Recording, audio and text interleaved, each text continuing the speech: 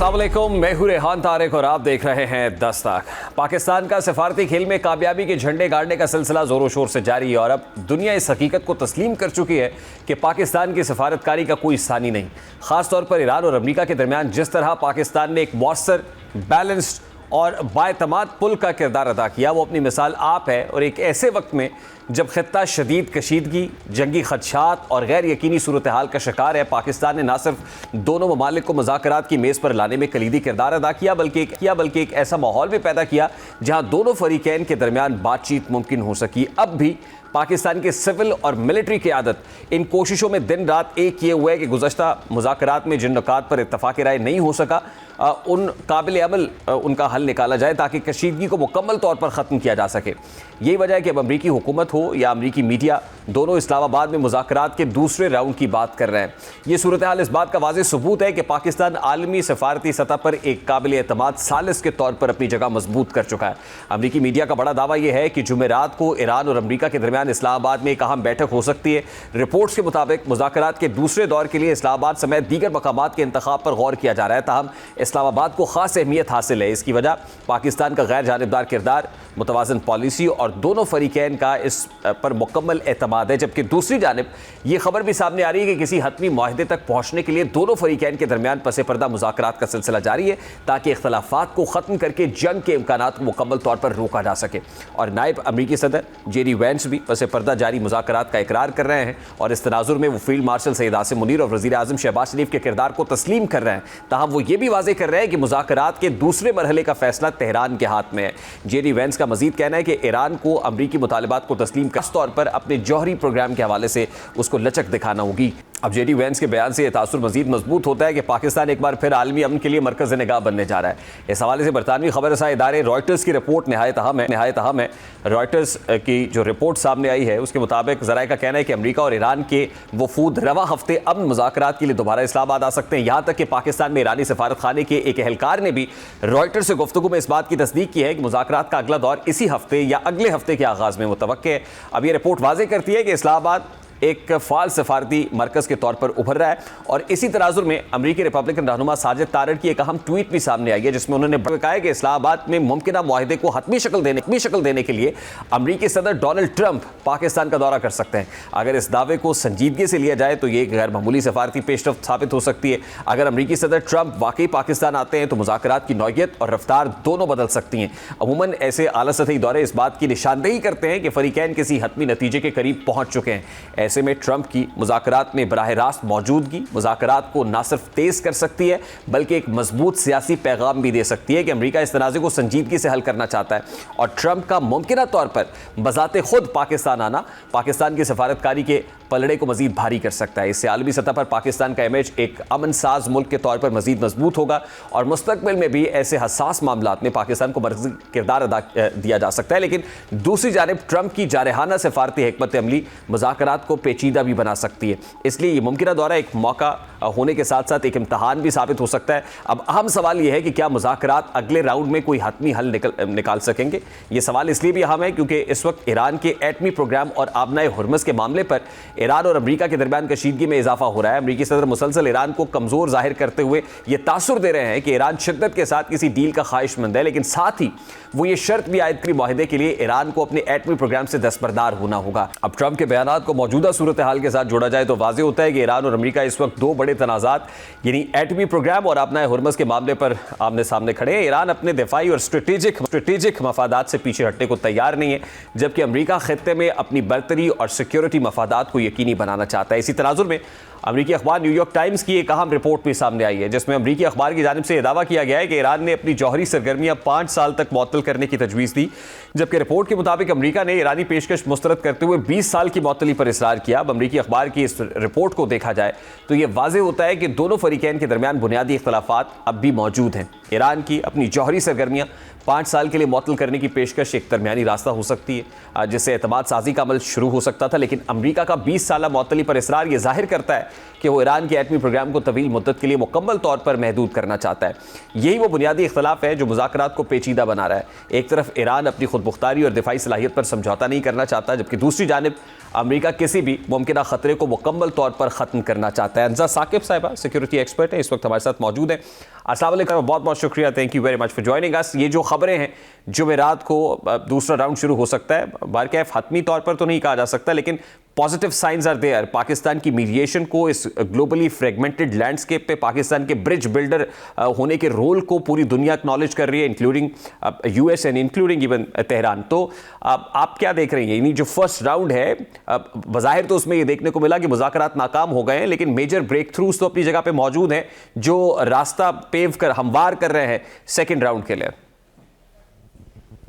देखिए, मैं आपकी ऑडियंस के लिए निशानदेही कर दूं कि नीदर ईरान और पाकिस्तान और यूएस किसी ने भी ये नहीं कहा कि टॉक्स फेल हो गई। ये सिर्फ अवाम की जो एक परसेप्शन था कि टॉक्स फेल हुए। देखें, वी नीड टू अंडरस्टैंड कि जो लोग इंटरनेशनल डिप्लोमेसी को, सिक्योरिटी एंड डिफेंस को, कॉन्फ्लिक्ट रेजोल्यूशन को समझते हैं, वो जानते हैं कि ये हमेशा एक प्रोसेस होता है। इट इज बेसिकली पाकिस्तान की जो बड़ी खुशाइन काविश थी कि उन्होंने जंग बंदी करवाई। एक ceasefire is a temporary pause to the kinetic violence. उसका ये मतलब नहीं कि कोई स्ट्रेटेजिक रीसेट हो गया। 47 ईयर्स प्लस से अगर कहीं एक कॉन्फ्लिक्ट और लड़ाई चल रही थी तो हम उसको 22 घंटे में टोटली रिजॉल्व नहीं कर सकते। हाँ, उससे ये क्लियर हो गया कि आज के दिन कोई डील नहीं हुई, लेकिन हमने अपनी बेस्ट ऑफर्स प्रेजेंट कर दी है। दूसरी चीज जो हमें जेडी वैंस के बयान से ये भी पता चला कि वहाँ जो निगोशिएटर्स भेजे थे, देखिए निगोशिएटर्स में और एंड डिसीजन मेकर्स में बड़ा फर्क होता है। जब इस तरह की डिस्कशन होती है तो वहाँ पे फिर आप जब पॉइंट्स नोट डाउन किए जाते हैं, फिर उस पर सब्जेक्ट मैटर एक्सपर्ट्स बैठते हैं जो डिसीजन मेकर्स होते हैं, कि भाई जो एक्चुअल हेड ऑफ स्टेट है, प्रेसिडेंट ट्रम्प है, उन लोगों की फिर कंसल्टेशन चलती हैं। ईरान में भी इसी तरह का मामला है कि जहाँ पे ऑब्वियसली आयतुल्ला जो मुस्तफा खामेनेई है, उन्होंने भी इस पे एक डिसीजन देना होगा आफ्टर द कंसल्टेशन। सो अब बैक एंड फोर्थ देखें, अभी ये भी हमें बातें पता चल रही हैं कि देखिए this is just the beginning of the peace process. तो इसके ऊपर आई थिंक मोस्ट लाइकली यही होगा। हमने देखा कि ईरान ने जिस तरह चाइना को, रशिया को, इवन पाकिस्तान एक इन्फ्लुएंस के तौर पे यहाँ पे यूज कर रहा है इन दिस रीजन। रशिया से ये भी रिपोर्ट्स आई कि वो ऑफर करते हैं ईरान को कि उनकी यूरेनियम स्टॉक फाइल्स फिलहाल अपने पास रख लें। इस तरह की भी बातें हो रही हैं। तो आई थिंक ये एक definitely step in the positive direction है। और आपने होर्मुज़ की नाकाबंदी की बात जो प्रेसिडेंट ट्रम्प ने की और एक धमकी दी, तो आपको लगता है वो जो कुलिया है पावर टॉक्स टू पावर वाला, यानी वो in the middle of negotiations, वो कहीं ना कहीं प्रेशर बिल्डअप करके मैक्सिमम गेन करने की कोशिश कर रहे हैं? जी, अगेन मैं आपको ये बताऊंगी कि as a student of international security and policy studies, as a student of history, हमें ये मालूम होना चाहिए कि हिस्ट्री के अंदर कई ऐसे लीडर्स गुजरे हैं जिसको ये मैडमैन थियरी कहते हैं। जिस तरह प्रेसिडेंट निक्सन के नॉर्थ कोरिया में लीडर्स हैं, तो वो वहाँ पे ये कोई अगेन अनकॉमन बात नहीं है और अब पूरी दुनिया को ये नजर आ रहा है। बेसिकली ये मैडमैन थियरी ये कहती है कि इस तरह का आप अनप्रिडिक्टेबल, अनस्टेबल, इस तरह के स्टांसेस और स्टेटमेंट्स देते रहें कि जिससे आपकी एक डेटरेंस क्रिएट रहे, खौफ और हिरास पहले अगली पार्टी को आप अपनी बार्गेनिंग पोजीशन को स्ट्रॉन्गर करते हुए लेवरेज कर सकें अपने पर्सनल गेन के लिए, पॉलिटिकल गेन के लिए। तो वो ही is basically trying to get the best deal out of this. इसका ये कतन भी मतलब नहीं है कि प्रेसिडेंट ट्रम्प देखें एक हाथ में वही एक अमेरिका की, खासकर अगर मैं बात करूँ, अमेरिका से उनकी जो पॉलिसी रही है ना जी, कैरेट एंड स्टिक अप्रोच रही है कि एक तरफ मिलिट्री माइट और प्रेशर भी बरकरार रहता है और दूसरी एंड पे साथ साथ डिप्लोमेसी के बैक चैनल्स भी खुले रहते हैं। So again from this perspective देखें, एक चीज तो इन पीस टॉक्स के तहत एस्टैब्लिश हो कि दोनों मुल्क अभी इस चीज से तो कमिटेड हैं कि वो फुल स्केल वॉर पे नहीं जाना चाहते। इसको एट बेस्ट हम देखेंगे पाकिस्तान की इंटरवेंशन की तरफ से एक मैनेज कॉन्फ्लिक्ट बनाया जा रहा है। तो आप what are you looking at, how long will it take to end this now, या नेगोशिएशंस जो है वो कंक्लूसिव होने में what do you expect now? देखिए, मुझे लगता है कि it is just a series of talks and rounds that it will take. ये नहीं होगा कि दूसरी टॉक्स में भी आपको एक फुल ब्लोन कंक्लूजन हो जाए. पहले तो इस सीज फायर को एक्सटेंड किया जाएगा, एटलीस्ट मुझे लगता है, क्योंकि 22 अप्रैल तक अब ज्यादा वक्त नहीं बचा. दूसरी चीज ये कि उस दौरान कुछ इस तरह की गारंटीज दी जाएंगी कि अगर ईरान गिव्स अप अपनी uranium enrichment for let's say 5 years, तो उसकी क्या गारंटी है अमेरिका जो दे रहा है कि जिसके अंदर वो उन पर अटैक नहीं किए जाएंगे इजराइल की एंड से. तो इस तरह की कुछ चीजें जिस पे हमें डिस्कशन करनी पड़ेगी. जी, थैंक यू सो मच. बहुत शुक्रिया अंजा साकिब साहिबा, सिक्योरिटी एक्सपर्ट हमारे साथ मौजूद थी. Let's take a very quick short break है. ब्रेक के बाद वापस आएंगे और इसके दीगर एस्पेक्ट्स पे बात करेंगे. इस ब्रेक के बाद हमारे साथ रहिएगा. ईरान और अमेरिका की कशीदगी की वजूहात को मजीद वसअत के साथ देखा जाए तो एक तरफ ईरान का जौहरी, दूसरी जानिब आबनाए हुर्मुज़ के हवाले से कशीदगी भी उरूज पर पहुंच चुकी है. यानी ये सिर्फ एक इलाकाई तनाज़ा नहीं रहा बल्कि आलमी ताकतों के दरमियान मुमकिन तसादुम की शक्ल इख्तियार करता जा रहा है. अमेरिका की जानिब से आबनाए हुर्मुज़ पर नाकाबंदी एक इंतहाई बड़ा और गैर मामूली इकदाम है जिसके आलमी असरात मुरतब हो सकते हैं. आबनाए हुर्मुज़ दुनिया की सबसे अहम समुद्री गुजरगाहों में से एक है जहाँ से आलमी तेल की बड़ी मिकदार गुजरती है. ऐसे में इस रास्ते को महदूद करना दरहकीकत आलमी मईशत पर दबाव डालने के मुतरादिफ हो सकता है. इसी तनाजुर में अमरीकी वज़ीर जंग भी अपने एक बयान में इस सूरत हाल को इंतहाई हसास करार देते हुए यह खदशा जाहिर कर रहे हैं कि इस नाकाबंदी के दौरान ईरानी फायरिंग का खतरा मौजूद है और अगर ऐसा हुआ तो ईरान को सख्त रद्दअमल का सामना करना पड़ेगा. ये बयानात इस बात की निशानदही करते हैं कि सूरत हाल किसी भी वक्त अस्करी तसादुम में तब्दील हो सकती है. दूसरी जानिब ईरानी वज़ारत दिफ़ा ने भी सख्त रद्दअमल देते हुए वाज़ेह किया है कि आबनाए हुर्मुज़ में बैरूनी ताकतों की किसी भी किस्म की फ़ौजी मुदाखलत बहरान को मज़ीद बढ़ा सकती है. ईरान ने यहाँ तक ख़बरदार किया है कि अगर इसकी बंदरगाहों को ख़तरा हुआ तो उस सूरत में ओमान समेत खलीज की कोई भी बंदरगाह महफूज नहीं रहेगी. अब ये बयानात ज़ाहिर करते हैं कि ईरान दिफाई पोजीशन में होने के बावजूद जारहाना रद्दअमल देने की सलाहियत रखता है और किसी भी दबाव को कबूल करने के लिए तैयार नहीं है. अब असल सवाल ये पैदा होता है कि क्या अमेरिका आबनाए हुर्मुज़ पर नाकाबंदी करके दरहकीकत चीन से तसादुम की राह हमवार कर रहा है, क्योंकि चीन का तकरीबन 90% तेल इसी रास्ते से गुजरता है. अगर इस सप्लाई लाइन को मुतासर किया जाता है तो ये बराह रास्त चीन की मईशत पर हमला तस्वुर होगा. इसलिए चीन ने भी अमेरिका को वाज़ेह अल्फाज में खबरदार किया है कि आबनाए हुर्मुज़ में चीनी मफादात को नुकसान ना पहुँचाया जाए. चीनी वजारत खारजा के मुताबिक चीन के बहरी जहाज़ इस गुजरगाह में अपनी आमदोरफ्त जारी रखे हुए हैं और चीन ईरान के साथ अपने तिजारती और तवानाई के मुआहिदों का एहतराम करते हुए उन्हें हर सूरत जारी रखेगा. अब ये सूरत हाल इस बात की निशानदेही करती है कि अगर किसी कशीदगी में मज़ीद इजाफा होता है तो ये सिर्फ अमेरिका और ईरान तक महदूद नहीं रहेगी बल्कि बड़ी आलमी ताकतें भी इसमें शामिल हो सकती हैं. अगर अमेरिका और चीन एक दूसरे के आमने सामने आते हैं तो ये एक बड़े आलमी बहरान की शक्ल इख्तियार कर सकता है जिसके असरात ना सिर्फ मशरक़ वस्ता बल्कि पूरी दुनिया पर मुरतब होंगे. अब इन हालात में पाकिस्तान का किरदार मज़ीद अहम हो जाता है और इसकी अहमियत को यूरोपीय यूनियन के सरबराहान भी तस्लीम कर रहे हैं. इस वक्त senior defence analyst professor doctor Ahmed Saeed Minhaj साहब हमारे साथ मौजूद हैं. अस्सलाम वालेकुम sir, thank you very much for joining अस.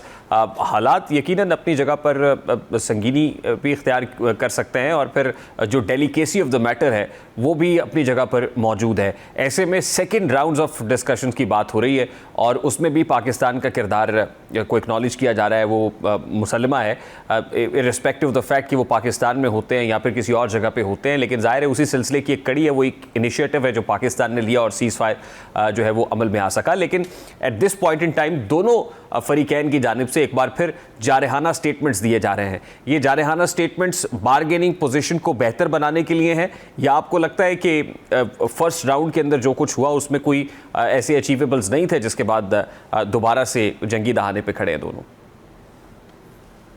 जी बिस्मिल्लाहिर्रहमानिर्रहीम. देखें, जहाँ तक बीइंग एन ऑप्टिमिस्ट मेरी सोचों का तो ये मेरी सोच का ताल्लुक है. जो सैटरडे नाइट को सारा कुछ इस्लामाबाद में टॉक्स होती रही, मैं उसके सिलसिले में खासा ऑप्टिमिस्ट हूँ. खासी चीज़ें जो है उसके ऊपर पेशरफ्त हुई है मासवाए एक चीज़ के जो न्यूक्लियर जिसके जड़ी हुए साहब ने जिक्र भी किया और उसके साथ अपने हरमुज़ का फ़ौरन खोल दिया जाना ड्यूरिंग दी मुज़ाकरात. अब ये चीज़ें सामने रखते हुए मैं नहीं समझता कि जो है वो उसमें सैटरडे नाइट को जो है चीज़ें डेवलपमेंट की तरफ नहीं गई थी.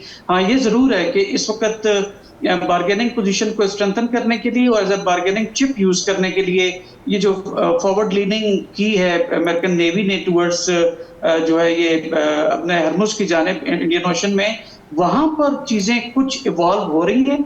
लेकिन जिस तरह से ट्रेडिशनली जो मिलिट्री बुक्स में पढ़ाया जाता है ब्लॉकेड लगाने के हिसाब से, उस तरह से ट्रेडिशनल ब्लॉकेड नहीं है.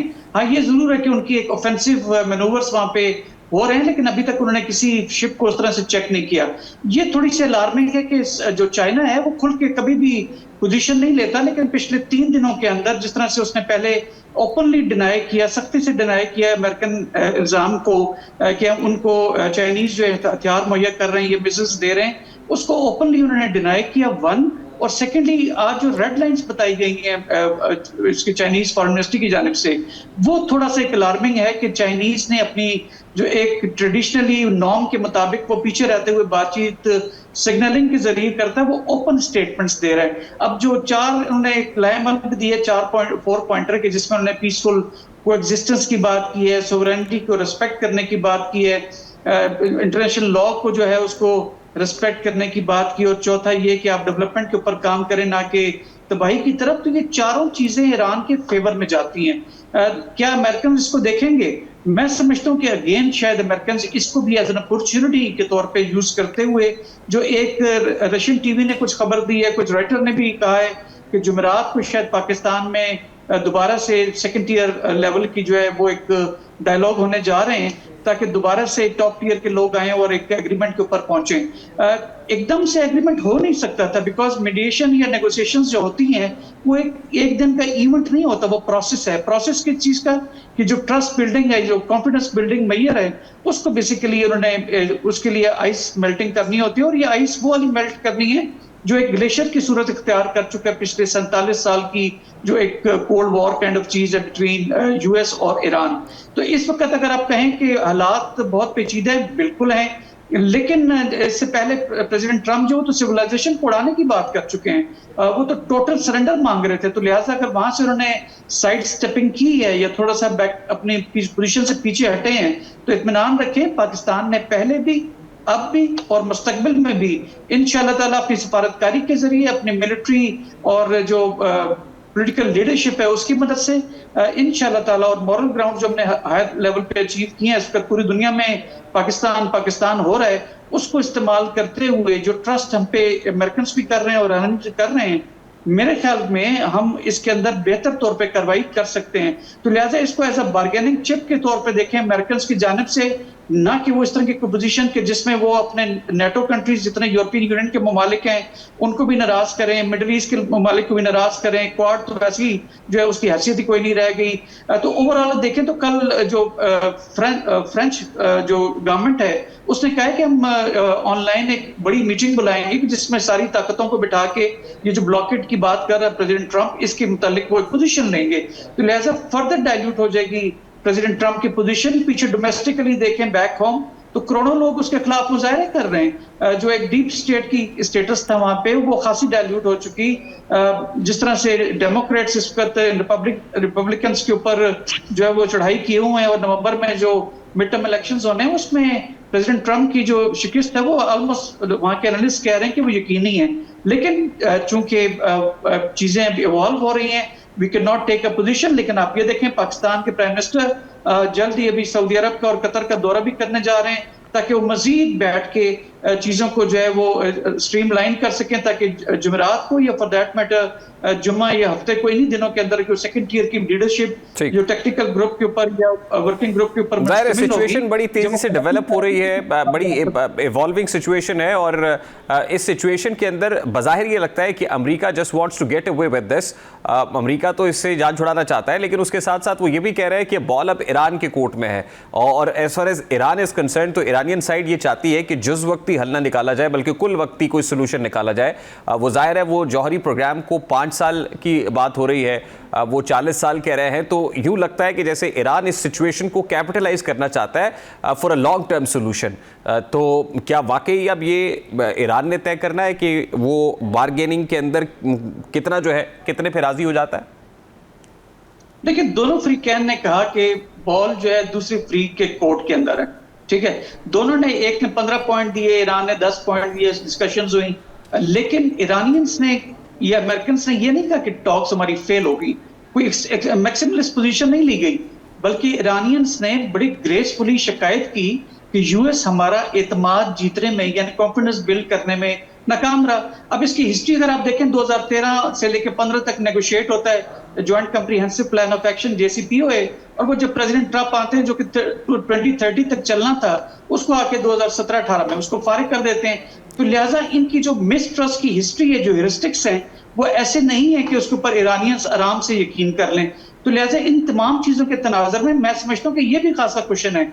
दो कि अली खमनाई साहब ने और खुमैनी साहब ने भी जो है वो एक फतवा दे रखा था कि वेपन्स नहीं बनाएंगे। JCPOA के तहत एक रिपोर्ट के मुताबिक 25,000 पाउंड ये जो है वो IAEA के हवाले कर चुके हैं अपने एनरिच्ड यूरेनियम। अब तो रिपोर्टेडली IAEA के मुताबिक तकरीबन 940-950 पाउंड इनके पास है। तो जहां 25,000 वापस किए तो 950 भी वो कर सकते हैं। लेकिन ईरानियंस जो है वो कभी भी इस तरह ब्रॉड साइड अपनी नहीं देंगे कि जिसको आसानी से दोबारा इसराइली या अमेरिकन हिट कर सके। वो जरूर एक लॉन्ग लास्टिंग किस्म की चीज को वो बात करेंगे। 5 साल में तो एग्री कर रहे हैं, जबकि वो 20 ईयर्स इफ नॉट 40, तो आई रिमेंबर कि 20 ईयर्स था, वो 20 साल या 40 साल तक कहते हैं कि आप दस्तबरदार हो जाएं अपने न्यूक्लियर या फॉर दैट मैटर अपनी न्यूक्लियर जितनी कैपेसिटी है आपकी। तो फिर NPT कहां गया, नॉन प्रोलिफरेशन ट्रीटी के जिसका ईरान मेंबर है। तो कल जो दूसरे नॉन न्यूक्लियर वेपन स्टेट्स हैं वो इससे जो है वो लीड लेते हैं, वो भी NPT से निकलने की बात करेंगे कि आपकी शिक नंबर 3 और 4 के मुताबिक न्यूक्लियर वेपन स्टेट्स जो हैं वो पाबंद हैं, या ऐसी मुल्क जो जिनके पास न्यूक्लियर टेक्नोलॉजी वो पाबंद है कि नॉन न्यूक्लियर वेपन स्टेट्स को वो न्यूक्लियर टेक्नोलॉजी दें सिविल पर्पसेस के लिए। तो अगर सिविल पर्पसेस के लिए भी आपने नहीं देना तो NPT का क्या फायदा है। तो लिहाजा आर्म्स कंट्रोल रिजीम जो मदर ऑफ ऑल ट्रीटीज है, न्यूक्लियर नॉन प्रोलिफरेशन ट्रीटी, उसका मुस्तकबिल भी खतरे में पड़ता है। तो लिहाजा इन सारी नेगोशिएशंस जब होंगी इन दोनों ममालिक के दरमियान और पाकिस्तान उसमें सालिसी या for that matter limited mediation करेगा, जैसे कि रिपोर्टेडली हमारे जो चीफ आर्मी स्टाफ हैं वो सैटरडे नाइट को ईरानियंस के साथ उनके साथ इंटरेक्ट भी करते रहे जब उन्होंने हमारी जरूरत पड़ी। तो लिहाजा हमारी पूरी कोशिश है कि दोनों फ्रीकैन को फेस सेविंग भी मिले, at the same time win win situation हो। कोई ये तासुर ना जाए कि ये जीता ये हारा, क्योंकि एक रीजनल पावर है, ग्लोबल पावर है।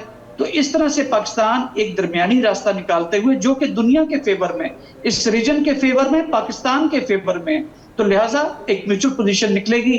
अदरवाइज सोल्यूशन की तरफ बढ़ने में जब देर होगी, अगर ऑयल उसमें से मूव करना हरमुज से रुकता रहेगा तो फिर कोई उसमें बईद नहीं है कि इस वीकेंड के ऊपर दोबारा प्राइम मिनिस्टर साहब को कीमतें बढ़ानी पड़ जाए। बहुत शुक्रिया प्रोफेसर डॉक्टर अहमद सईद मिन्हास मौजूद थे। एक ब्रेक लेते हैं और ब्रेक के बाद वापस आते हैं।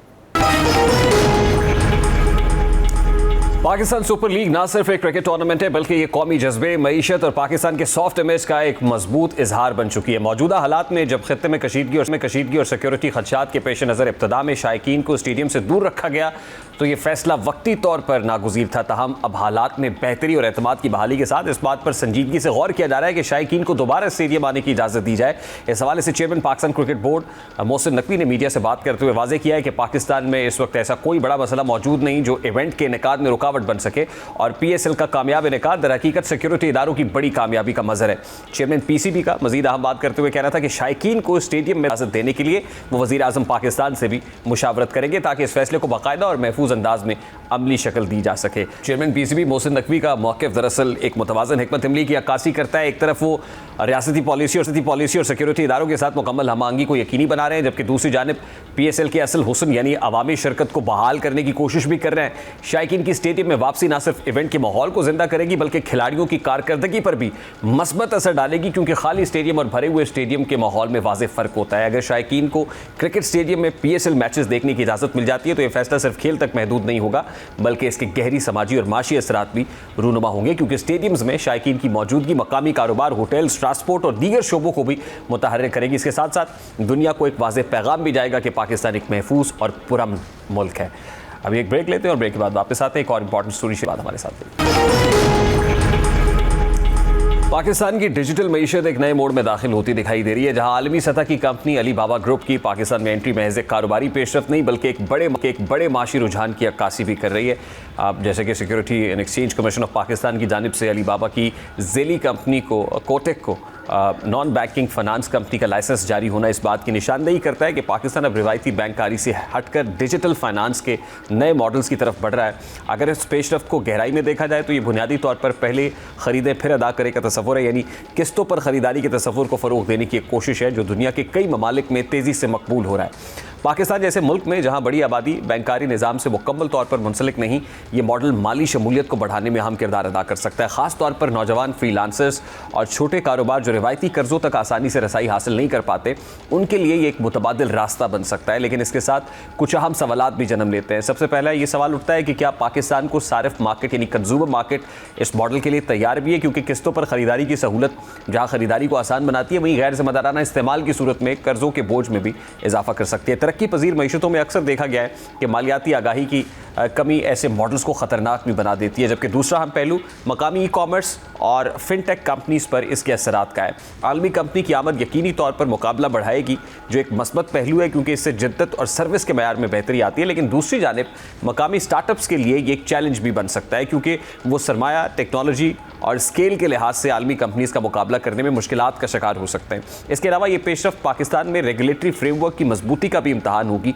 ऐसे में इस बात को यकीनी बनाना होगा कि सारिफीन के हुकूक का तहफ़्फ़ुज़ हो, डेटा सिक्योरिटी बरकरार रहे और कर्ज़ों के निज़ाम में शफाफियत हो, क्योंकि डिजिटल फाइनेंस में सबसे बड़ा ख़तरा सारिफीन के डेटा का गलत इस्तेमाल और गैर शफाफ शराइत होती हैं।